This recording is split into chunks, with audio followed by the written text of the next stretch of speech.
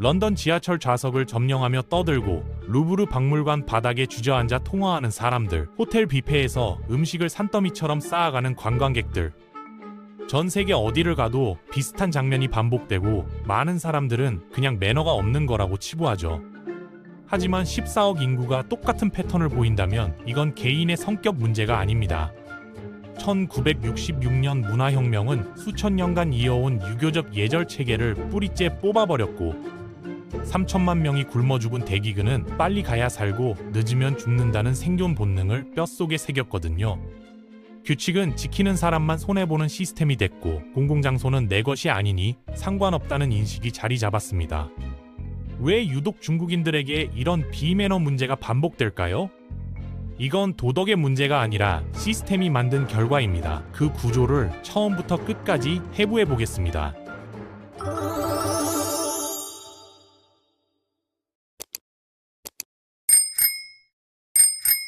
오해하지 마세요. 이건 중국인을 비난하려는 영상이 아닙니다. 14억 인구가 똑같은 행동을 보인다면 그건 개인의 인성 문제가 아니라 그들을 그렇게 만든 환경이 있다는 뜻이거든요. 역사적 트라우마와 사회 시스템이 어떻게 사람들의 행동 패턴을 형성했는지 그 구조를 들여다보려는 겁니다. 중국하면 공자의 나라를 떠올립니다. 예의와 질서를 최고 가치로 삼았던 유교 문화의 본산이었죠. 청나라 말기까지만 해도 중국인들은 격식을 중시하는 민족으로 알려져 있었습니다. 그런데 지금의 이미지와는 너무나 다르지 않습니까? 대체 그 사이에 무슨 일이 있었던 걸까요? 1966년 마오쩌둥이 시작한 문화혁명이 모든 것을 뒤바꿔 놨습니다. 이건 단순한 정치운동이 아니었거든요. 전통문화 자체를 적으로 규정한 전면적 파괴 작업이었습니다. 유교 경전은 불태워졌고 공자사당은 파괴됐으며 예절을 가르치던 선생들은 홍위병에게 끌려가 공개 모욕을 당했습니다. 부모를 고발하고 스승을 비판하고 전통을 부정하는 것이 혁명적 행동으로 칭송받았거든요. 10년간 지속된 이 광기는 단순히 건물과 책만 파괴한 게 아니었습니다. 사람들의 의식 속에 자리 잡고 있던 예절 체계 자체가 사라졌죠. 할아버지가 손자에게 예의를 가르치던 가정교육은 중단됐고 마을 어른들이 아이들을 훈육하던 공동체 문화는 붕괴했습니다. 문화혁명이 끝난 후 태어난 세대들은 전통적 예절을 배울 기회 자체가 없었습니다. 1980년대부터 중국은 경제 개방을 시작했지만 파괴된 예절 문화는 복원되지 않았거든요. 돈 오는 법은 배웠지만 공공장소에서 어떻게 행동해야 하는지는 배우지 못했습니다. 정부는 경제 성장에만 집중했고 시민의식이나 공공예절 교육은 우선순위에서 밀렸죠. 결과적으로 세계 2위 경제 대국이 됐지만 그 안에 시민들은 기본적인 공공예절을 모르는 상태로 남았습니다.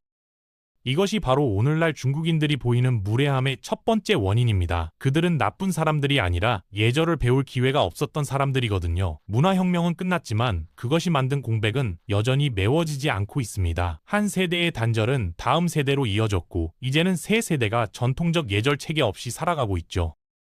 서울 지하철에서 쓰레기를 버리는 사람은 드뭅니다. 하지만 베이징 지하철에서는 흔한 광경이죠. 이 차이는 어디서 오는 걸까요? 한국인이 중국인보다 도덕적으로 우월해서일까요? 아닙니다. 이것은 공공이라는 개념을 어떻게 인식하느냐의 차이입니다.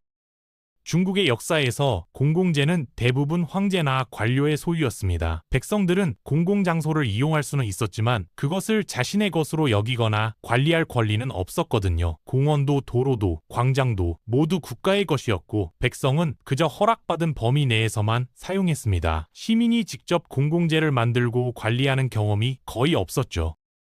공산주의 체제 아래에서도 이 구조는 그대로 이어졌습니다. 모든 토지와 건물은 국가 소유였고 개인은 단지 사용자일 뿐이었거든요. 아파트도 국가 것, 공장도 국가 것, 공원도 국가 것이었습니다. 공공의 것은 곧 국가의 것이고 국가의 것은 곧 내 것이 아닌 것이라는 인식이 뿌리 깊게 자리 잡았죠. 이런 역사적 경험은 독특한 심리를 만들어냈습니다. 내 집은 깨끗이 관리하지만 공공장소는 상관없다는 태도거든요. 중국인의 집 안을 방문하면 대부분 매우 깨끗하고 정돈돼 있습니다. 하지만 아파트 복도나 계단은 쓰레기로 어질러져 있는 경우가 많죠. 이것은 게으름이 아니라 여기는 내 공간이 아니다라는 인식에서 비롯됩니다.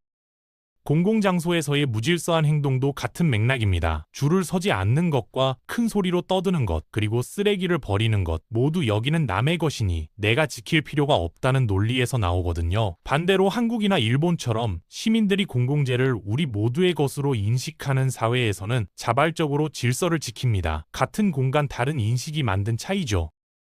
중국 정부도 이 문제를 인식하고 공공 캠페인을 벌이고 있습니다. 하지만 수천 년간 형성된 인식을 바꾸는 것은 쉽지 않거든요. 공공의 것을 우리의 것으로 느끼려면 시민이 직접 공공재를 만들고 관리하는 경험이 쌓여야 합니다. 하지만 중국에서는 여전히 모든 것이 국가 주도로 이루어지고 시민은 단지 사용자로 남아있죠.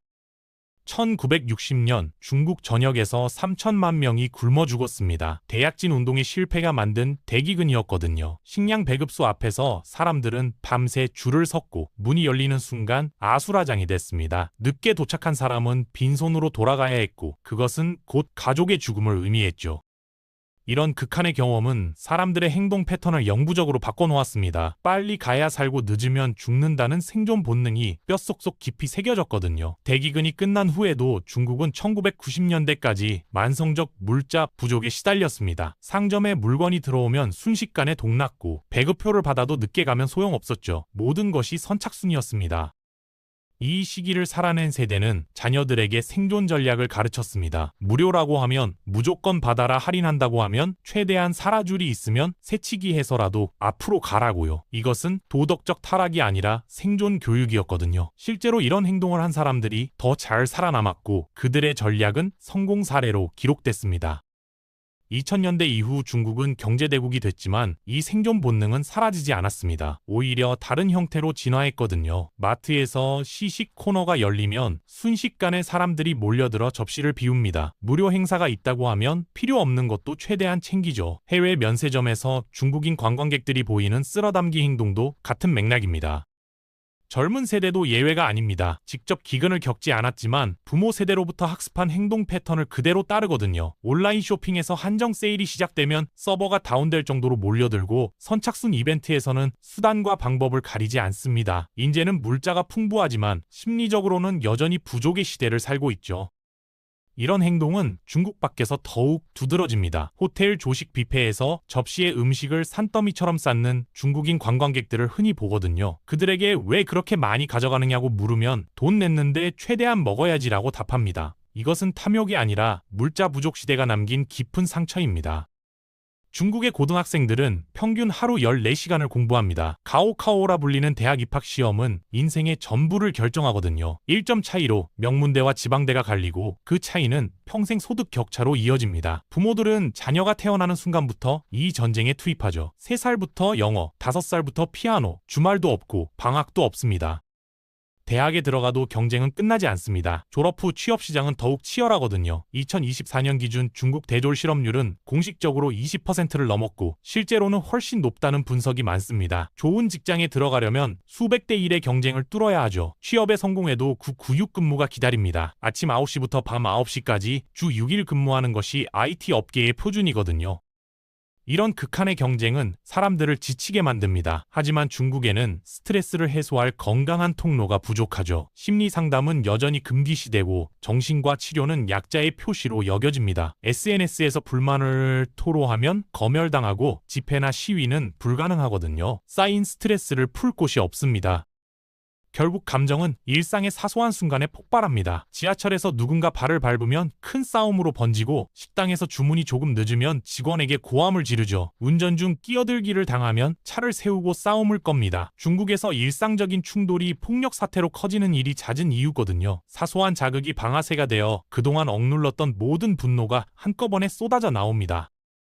이 문제는 개인의 성격이나 분노 조절 능력의 문제가 아닙니다. 사회 전체가 극한의 압력 속 같은 환경이고 그 압력을 배출할 안전한 밸브가 없다는 게 문제거든요. 한국도 경쟁이 치열하지만 그래도 여가 문화와 상담 서비스 그리고 표현의 자유 같은 배출구가 있습니다. 중국은 압력만 높이고 배출구는 막아놓은 상태죠. 해외여행도 스트레스 해소의 수단이 되지 못합니다. 오히려 낯선 환경이 추가 스트레스로 작용하거든요. 언어가 통하지 않고 문화가 다르고 모든 것이 불편합니다. 그 상태에서 작은 불쾌함이 발생하면 과도하게 반응하죠. 공항에서, 호텔에서, 관광지에서 중국인 관광객들이 보이는 과격한 반응은 대부분 이런 맥락에서 발생합니다. 베이징의 한 교차로 신호등이 빨간불입니다. 하지만 사람들은 계속 길을 건넙니다. 경찰이 서 있어도 마찬가지거든요. 경찰은 가끔 호루라기를 불지만 진짜 단속하지는 않습니다. 왜일까요? 모두가 어기는 규칙을 엄격히 집행하면 오히려 경찰이 문제를 일으키는 사람이 되기 때문이죠. 이것이 중국식 법 집행의 본질입니다. 중국에서는 규칙보다 상황이 법보다 관계가 우선합니다. 이것을 관시라고 부르거든요. 같은 법 위반이라도 아는 사람이 있으면 넘어가고 없으면 처벌받습니다. 관료에게 선물을 주면 일이 빨리 해결되고 주지 않으면 서류가 계속 밀리죠. 이것은 부패가 아니라 시스템입니다. 모두가 이렇게 행동하고 이렇게 행동해야 일이 풀리거든요. 이런 환경에서 자란 사람들은 규칙을 절대적인 것으로 보지 않습니다. 규칙은 협상 가능한 것이고 상황에 따라 유연하게 적용되는 것이거든요. 중요한 것은 규칙을 따르는 것이 아니라 자신에게 유리한 결과를 만드는 것입니다. 큰 소리를 내거나 억지를 쓰거나 아는 사람을 동원하는 것이 규칙을 따르는 것보다 효과적이라는 걸 경험으로 배우죠. 공공장소에서의 무질서도 같은 논리입니다. 줄을 서야 한다는 규칙이 있어도 새치기에서 들어간 사람이 이득을 보거든요. 제지당할 수도 있지만 대부분은 그냥 넘어갑니다. 시끄럽게 떠들면 안 된다는 규칙이 있어도 실제로 제재받는 경우는 드물죠. 규칙은 있지만 집행이 일관적이지 않으니 사람들은 일단 해보고 걸리면 그때 대처하자는 식으로 행동합니다. 해외에서도 이 행동 패턴이 그대로 나타납니다. 비행기에서 이륙 전 휴대폰을 끄라는 안내를 무시하고 계속 사용하거든요. 승무원이 제지해도 왜요? 다른 사람들도 하는데요? 라고 항변합니다. 박물관에서 플래시 촬영 금지 표시를 보고도 찍죠. 제지당하면 몰랐어요 라고 변명하거나 다른 사람들도 찍던데요 라고 대응합니다. 규칙 자체보다 자신의 이익이 우선이라는 사고방식이거든요. 이것은 개인의 도덕성 문제가 아닙니다. 법치가 제대로 작동하지 않는 사회에서 합리적 행동 전략이거든요. 규칙을 지키는 것이 손해를 보는 시스템에서 규칙을 어기는 것이 생존 전략이 됩니다. 중국인들이 규칙을 무시하는 것은 나쁜 사람들이어서가 아니라 그렇게 행동하는 것이 더 효율적이라고 배웠기 때문이죠. 중국의 초등학교 교실 40명의 아이들이 책상에 앉아 있습니다. 선생님은 칠판에 수학 문제를 풀고 아이들은 조용히 필기하죠. 쉬는 시간도 없고 체육 시간도 최소화됩니다. 시험 점수가 학교 평가에 직결되기 때문에 모든 시간이 주요 과목 공부로 채워지거든요. 이것이 중국 교육의 현실입니다. 여기서 가르치는 것은 오직 지식입니다. 타인의 감정을 이해하는 법과 갈등을 평화롭게 해결하는 법, 그리고 공공장소에서 예의 바르게 행동하는 법은 교육 과정에 없거든요. 도덕 교과가 있기는 하지만 그것은 공산당에 대한 충성과 국가 발전에 관한 내용으로 채워져 있습니다. 실제 생활에서 필요한 공감 능력이나 사회성 교육은 찾아볼 수 없죠. 학교에서 아이들이 싸우면 어떻게 대처할까요? 선생님은 양쪽 부모를 부릅니다. 부모들은 자기 자녀를 변호하느라 서로 싸우죠. 누가 잘못했는지, 왜 싸웠는지, 어떻게 화해할지에 대한 교육적 접근은 없습니다. 그저 다시는 이러지 말라는 경고로 끝나거든요. 갈등 해결 능력을 배울 기회가 없습니다. 가정교육도 마찬가지입니다. 한 자녀 정책 세대는 집에서 모든 관심을 독차지하며 자랐거든요. 부모와 조부모 6명이 한 아이를 키우는 4대 2대1 구조에서 아이는 양보나 배려를 배울 기회가 없습니다. 원하는 것은 모두 주어지고 다른 사람의 입장을 고려할 필요가 없죠. 집에서는 왕처럼 자라다가 사회에 나와서 처음으로 자기중심적 사고가 통하지 않는다는 것을 깨닫습니다.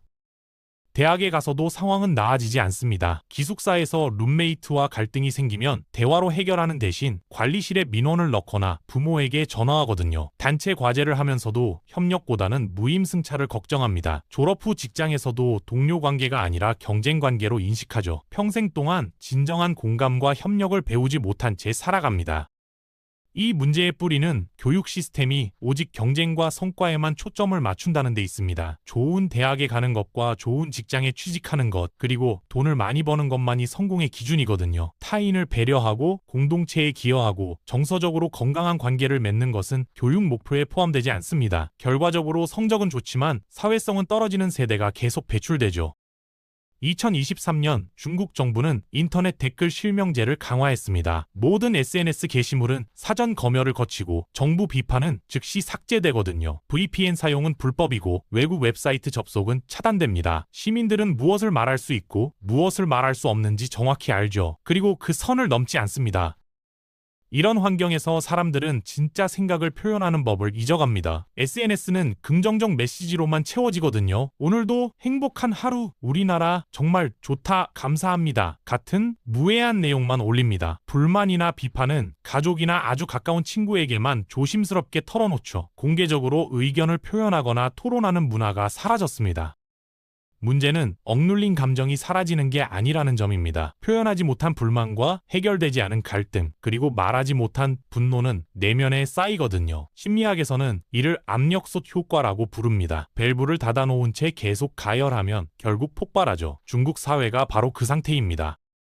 폭발은 예상치 못한 순간에 일어납니다. 식당에서 음식이 늦게 나왔다는 이유로 테이블을 엎고 지하철에서 부딪혔다는 이유로 주먹 다짐을 하죠. 호텔 체크인이 지연됐다는 이유로 프런트 데스크를 부수기도 합니다. 중국에서 일상적 충돌이 극단적 폭력으로 번지는 사례가 잦은 이유거든요. 사소한 사건이 방아쇠가 되어 그동안 억눌렀던 모든 것이 한꺼번에 터져 나옵니다. 해외에서 이런 폭발은 더 자주 발생합니다. 중국 내에서는 그래도 감시와 처벌에 대한 두려움이 있거든요. CCTV가 어디에나 있고 사회 신용 점수가 깎일 수 있다는 걸 압니다. 하지만 해외에서는 그런 제약이 없죠. 감시자가 없다는 해방감이 억눌렸던 감정을 더 쉽게 분출하게 만듭니다. 언어 장벽도 문제를 악화시킵니다. 외국에서는 자신의 불만을 제대로 설명할 수 없거든요. 복잡한 상황을 영어로 표현하지 못하니 큰 소리와 몸짓으로 의사를 전달하려 합니다. 상대방은 이를 위협으로 받아들이고 상황은 더욱 악화되죠. 결국 작은 오해가 큰 충돌로 번집니다. 이 모든 것의 근본 원인은 표현의 자유 부재입니다. 사람들이 평소에 자유롭게 의견을 말하고 불만을 표출하고 갈등을 대화로 해결하는 경험을 쌓았다면 사소한 일로 폭발하지 않았을 거거든요. 하지만 중국 사회는 모든 표현을 통제하면서 동시에 그로 인한 부작용은 방치하고 있습니다. 2019년 방콕 공항에서 한 관광객이 수화물 컨베이어 벨트 위에 올라가 누워 사진을 찍었습니다. 보안 요원이 제지하자 그는 "왜요, 재미있잖아요 라고 항변했거든요. 같은 해 파리 베르사유 궁전에서는 단체가 잔디밭에서 피크닉을 하며 큰 소리로 노래를 불렀습니다. 금지 표지판은 무시됐고 다른 관광객들의 항의도 들리지 않았죠. 이런 행동은 중국 내에서는 상대적으로 덜 나타납니다. 왜일까요? 중국에서는 공공장소마다 CCTV가 있고 공안이 순찰하거든요. 무질서한 행동은 즉시 제재받고 심하면 사회 신용 점수가 깎입니다. 이 점수가 낮아지면 기차표를 못 사고 대출을 받지 못하며 자녀의 학교 입학에도 영향을 주죠. 감시 시스템이 행동을 통제합니다. 하지만 해외에서는 이 모든 감시가 사라집니다. CCTV가 있어도 자신과 연결되지 않고 처벌받을 일도 없거든요. 처음으로 느끼는 이 자유는 역설적으로 더 큰 무질서를 만듭니다. 중국 내에서는 외부 통제 때문에 억눌려 있던 행동들이 해외에서는 통제가 없으니 폭발적으로 드러나죠. 내면화된 규범이 아니라 외부 감시에 의해서만 행동을 조절했기 때문입니다. 문화적 무지도 문제를 키웁니다. 많은 관광객들은 해외여행이 처음이거든요. 다른 나라의 관습이나 규범을 모릅니다. 중국에서는 큰 소리로 떠드는 것이 활기차다고 여겨지지만 유럽에서는 무례하다고 인식되죠. 중국에서는 줄을 대충 서도 큰 문제가 안 되지만 일본에서는 심각한 매너 위반입니다. 이런 차이를 이해하지 못한 채 중국에서 하던 대로 행동하거든요. 단체 관광의 특성도 한몫합니다. 대부분은 단체 패키지 여행을 이용하거든요. 가이드를 따라 정해진 일정대로만 움직이고 현지인과 교류할 기회가 거의 없습니다. 단체 안에서만 시간을 보내니 중국어만 쓰고 중국식 행동만 하죠. 자신들이 외국에 있다는 의식이 희박합니다. 마치 중국 영토의 연장선처럼 행동하거든요. 경제력에서 오는 오만도 작용합니다. 중국은 세계 2위 경제 대국이고 관광객들은 큰 돈을 쓰거든요. 이것이 우리가 손님이니 우리 방식대로 해도 된다는 착각을 낳습니다. 일부는 노골적으로 내가 돈 내는데 왜 안 돼라고 항변하죠. 경제적 우월감이 문화적 오만으로 이어지는 겁니다. 결국 해외에서의 행동은 국내 억압과 해외 자유 사이의 극단적 낙차가 만든 결과입니다. 평소 억눌려 있던 사람이 갑자기 자유를 얻으면 그 자유를 제대로 다루지 못하거든요. 내면화된 규범이 없으니 외부 통제가 사라지면 무질서만 남습니다. 이것이 해외에서 더 심하게 나타나는 근본적 이유죠. 중국인의 무례함은 개인의 문제가 아니라 시스템의 산물입니다. 문화혁명이 전통 예절을 파괴했고 공공재 개념의 부재가 무질서를 낳았으며 물자 부족의 경험이 이기적 행동 패턴을 만들었거든요. 극단적 경쟁이 감정 폭발을 유발하고 법치의 부재가 규칙 무시를 합리화했으며 교육 시스템이 공감 능력을 키우지 못했습니다. 이 모든 요인은 서로 맞물려 돌아가는 톱니바퀴입니다. 한 가지만 고쳐서는 해결되지 않거든요. 억압된 사회에서 표현을 배우지 못하고 해외에서 갑작스러운 자유를 맞닥뜨리면서 문제는 더욱 증폭됩니다. 결과적으로 14억 인구가 공통적으로 보이는 행동 패턴이 형성됐죠. 중요한 것은 이것이 영구적이지 않다는 사실입니다. 한국과 일본도 경제발전 초기에는 비슷한 문제가 있었거든요. 하지만 교육과 제도 개선을 통해 변화했습니다. 중국도 변할 수 있죠. 다만 그러려면 경제성장뿐 아니라 시민의식과 법치, 그리고 표현의 자유와 교육개혁 등 전방위적 변화가 필요합니다. 그리고 그것은 하루아침에 이루어지지 않거든요. 우리가 할 일은 도덕적으로 비난하는 것이 아니라 그들의 행동을 만든 구조를 이해하는 것입니다. 그래야만 진정한 변화의 가능성을 볼 수 있거든요. 무례함은 사람이 아니라 시스템이 만듭니다. 시스템이 바뀌면 사람도 바뀌죠. 14억 인구의 행동 패턴을 만든 시스템에 대한 이야기는 여기까지입니다.